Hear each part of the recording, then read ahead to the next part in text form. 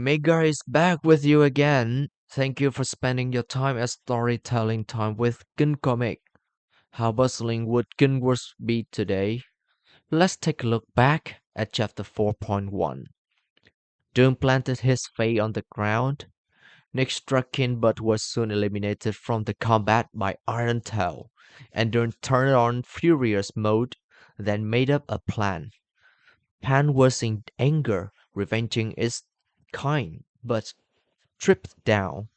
But not only that, it was burned by magical flame like a campfire. This plan is going through so smoothly, and the team looks fantastic together for the first time doing a plan. As like-minded partners, no more waiting. Now is the latest action in the Rise of Pan chapter 4.2. Let's go discover what Kin is. Open Kin World. On Ari's side, the arrow in her hand is getting heavier and heavier. The energy emits more and more intensely. Ari has to tilt her head and squint her eyes because of the dazzling light. She tries to hold it, a tingling feeling is running through her fingers, but Ari doesn't make any moves. Just keep calm, Dung loudly reminds her. He's afraid that their haste will make them lose all the opportunities. Following Dung's guidance, everyone calms down. They're doing their best to endure and patiently wait for Pan to reveal its weakness. Amidst the fire is the sound of wildness. The growl of Pan echoed throughout the sparse forest, and the scene of the Pan covered by flame is truly terrible. Under the pressure from four sides, Pan's endurance has seemingly reached its limits. The big Pan is gradually loosening its body. The tail that has always been curled up to hide the weak point between the buttocks loosened. Then it raised the tail up and constantly uses that sharp tail to insanely thrash in all directions as a fierce resistance when being cornered. At that moment, all five people knew the time was ripe. All focus is on Ari. It's time, Ari whispers to herself. She keeps her feet on the ground, clenches her both hands, holds her bow and arrow tightly, and points at the weakness of the pen, which is now completely in her sight. Ari feels her breath, heart rate, and the direction of the wind in the most accurate way. At this point, if Ari takes a single wrong aim, everything will be down the drain. She carefully takes a deep breath and holds it, slowly drawing the bow into position. When she's sure of all the calculations about the firing line, Ari immediately lets the arrow out. It darts through the air with a trail of green energy followed behind like a comet's tail, which stretches beautifully across the gray forest background. The arrow with the greatest energy so far flies and heads straight to the pan that is surrounded by magic flames. Without deviating any millimeter, Ari's archery skill is spectacular. The arrow aims straight at the death spot, so suddenly and intensely that Pan can't resist. The Pan reacts violently and unexpectedly to the fatal blow. With a large amount of damage accumulated during the latency time, the arrow that pierced Pan's body from back to the front made a long incision from its back door to its mouth. Finally, the arrow tore up the Pan's body and came out from its bloody mouth full of sharp teeth. The mixture of the thick red liquid and the blue energy is thrown up. The energy keeps streaming under its bulging body under high pressure, before it could even howl. The flow of energy within has exploded, and its body blasts into thousands of pieces scattered everywhere. Tons of dust fly in all directions. After that, the space of all sides suddenly falls into strangely quiet. The terrifying creature had gone mad before, had become a sense-lit pile of burning flashes. Ari's arrow has successfully finished off the big pan. Witnessing the big pan defeated, and the even more amazing thing is that each person contributed to destroying it together. Everyone feels emotional right now. The doctor's voice is getting trembled. He is covering his face with his hands and exclaimed, "I can't believe that we did it!" Skipping Nick's expressionless face, Rin and Doons both showed their joy. Rin closely puts her arm around Doong's shoulder. The Pan Lord was defeated thanks to the magician you invited. Ari, you did a great job too. Great shot! As saying this, she's shaking Doong's shoulder excitedly.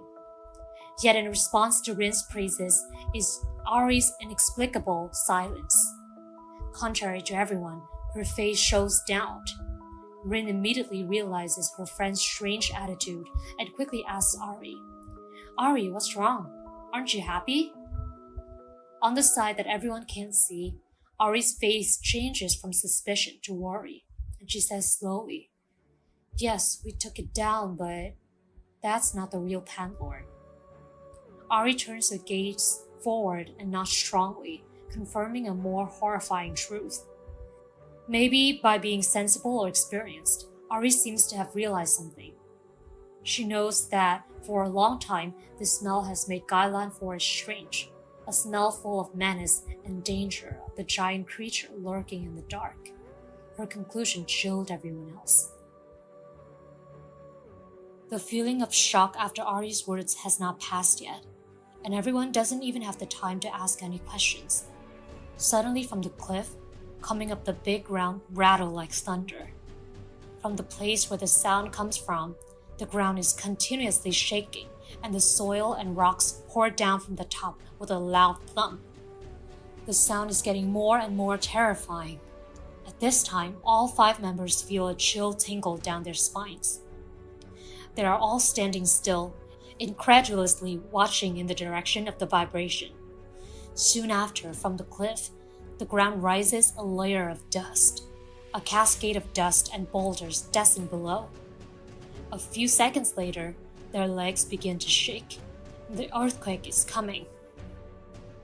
The harsh noises of bumping, crushing, and cracking are getting louder and louder. Then from above, where the dust storm has poured, the first traces of the tremor emerged. A huge black mass revealed itself and started swirling madly.